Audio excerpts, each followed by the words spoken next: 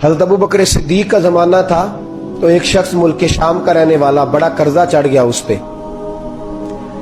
تو وہ حضرت ابو بکر صدیق کے پاس آیا، کہنے لگا آپ امیر بھی ہیں اور امیر بھی ہیں، دونوں باتیں، ایک امیر یہ ہے کہ مسلمانوں کے سربراہ ہیں، اور دوسرا اللہ نے آپ کو مال و دولت بھی عطا فرمایا ہے، تو میرے اوپر قرضہ چڑھ گیا ہے تو مہربانی فرمائیں۔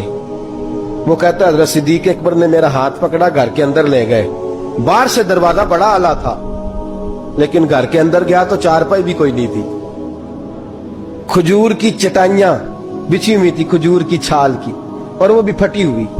فرماتے ہیں سیدنا صدیق اکبر نے بٹھا لیا مجھے اور مجھے کہنے لگے یار تجھے ایک عجیب بات نہ بتاؤں؟ کہ بتائیے۔ فرمانے لگے 3 دن ہو گئے میں نے اناج کا دانہ بھی نہیں کھایا، کھجور کے اوپر گزارا کر لیتا ہوں میں، آج کل حالات میرے ٹھیک نہیں ہیں۔ لگا جی پھر میں کیا کروں؟ تو آپ فرمانے لگے تو عثمان غنی کے پاس جا۔ کس کے پاس؟ شخص کہنے لگا جی مجھے تو بہت سارے پیسے چاہیے۔ تو آپ نے فرمایا تیری سوچ وہاں ختم ہوتی ہے جہاں سے عثمان کی سخاوت شروع ہوتی ہے، تیری سوچ وہاں تو جو سوچتا ہے نا اتنے ملیں گے، تیری ختم ہوتی ہے سوچ جہاں سے عثمان کی سخاوت شروع ہوتی ہے، تو جا۔ کہنے لگا جی آپ کا نام لوں؟ فرمایا ضرورت ہی نہیں پڑے گی۔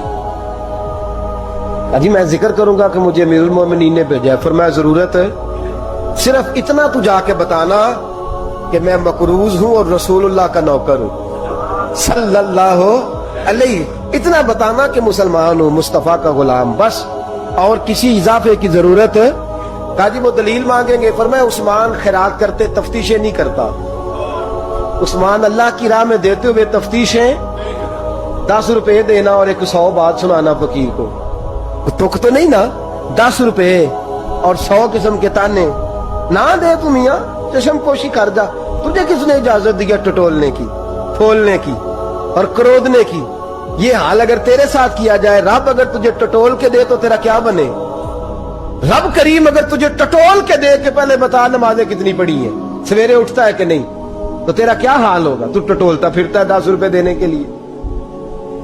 حضرت عثمان غنی کی عادت نہیں، وہ شخص کہتا ہے میں چلا گیا، پوچھتا پچھاتا دروازے پہ پہنچا، دروازے پہ دستک دی تو حضرت عثمان غنی کے اندر سے بولنے کی آواز ہے، اپنے بچوں کو ڈانٹ رہے ہیں، کہتے ہیں یار تم لوگ شہد کے اندر، دودھ کے اندر شہد ملا کے پیتے ہو، خرچہ تھوڑا کم کرو، اتنا خرچہ تم نے بڑھا دیا ہے، تم دودھ کے اندر دودھ بھی میٹھا شہد بھی میٹھا، ایک چیز کھا لو، کو بیمار ہو 2 چیزیں استعمال کرتے ہو۔ کہتے ہیں میں نے کہا ابو بکر تو بڑی باتیں بتا رہے تھے، اور اس قسم کے کئی واقعات حضرت عثمان غنی کے ساتھ ہوئے، وہ تو بڑی باتیں بتا رہے تھے، اور یہ آدمی دودھ شہد سے لڑائی کر رہا ہے اور مجھے کئی 1000 درہم چاہیے، دینار چاہیے، مجھے دے گا؟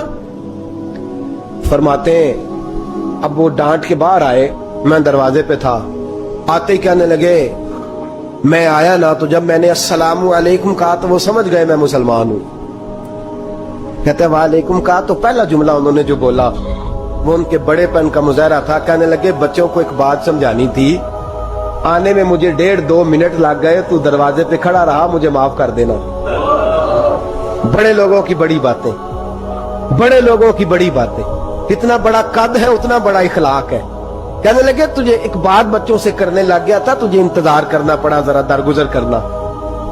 کہتے ہیں پھر انہوں نے دروازہ کھولا، جو اس وقت ان کا ماحول تھا حویلی کا، ڈرائنگ روم کا، جو بھی، مجھے بٹھایا۔ کہتے ہیں میرے لیے جو پہلی چیز آئی وہ دودھ کے اندر شہد ڈال کے وہ لائے۔ کہتے ہیں میرے دل میں خیال آیا گھر میں جھگڑا کر رہے تھے، مجھے پلایا، اس کے بعد کھجوروں کا حلوہ آ گیا۔ کہتے ہیں میں نے کہا بچوں کو کہہ رہے تھے ایک میٹھی چیز استعمال کرو، میرے لیے 3 آ گئی ہیں، 3 آ گئی ہیں، عجیب شخص ہے۔ کہتے ہیں میں لیکن ابھی میرا تصور جمع نہیں، میں نے کہا اتنا تگڑا نہیں جتنا حضرت ابو بکر نے بتایا ہے۔ کہتے ہیں کھلا پلا کے نا پھر پوچھنے لگے کیسے آئے ہو، کیسے آئے ہو؟ تو کہتے ہیں میں نے کہا کہ جناب میں مجبور ہوں، آج بہت سارے لوگ ہیں نا جن کے پاس کسی کی بات سننے کا ٹائم ہی نہیں، کہتے ہیں موٹی موٹی بات کریں، آخری۔ حضرت عثمان غنی پوری کھلا پلا کے کہنے لگے کیسے آنا ہوا؟ کہتے ہیں میں نے کہا جی میں مسلمان ہوں، ملک کے شام کے مضافات کے ایک گاؤں کا رہنے والا ہوں، कुछ कारोबारी मुश्किलात आई तो मैं मकरूज हो गया, मेरे ऊपर कर्जा है, मुझे कुछ पैसों की आदत है। फरमाने लगे, मैंने कुछ पैसे कहा, उन्होंने एक आवाज दी तो उनका गुलाम आया एक ऊंट के ऊपर लदा हुआ सामान लेके। किसके ऊपर? ऊंट के ऊपर। कहता है मुझे 3000 अशरफियों की जरूरत थी, मैंने बताया नहीं 3000 चाहिए। ऊंट आया तो हज़रत उस्मान गनी कहने लगे, उस ऊंट पर तेरे लिए, तेरे घर वालों के लिए मैंने कपड़े भी रखवा दिए, खाना भी रखवा दिया और 6000 अशरफियां भी रखवा दिए। तू पैदल आया है तो अब ऊंट लेके जा। कहते मैंने कहा हुजूर ऊंट वापस कौन करने आएगा? कहने लगे वापस करने के लिए दिया ही नहीं तो तोहफा है, तू ले जा।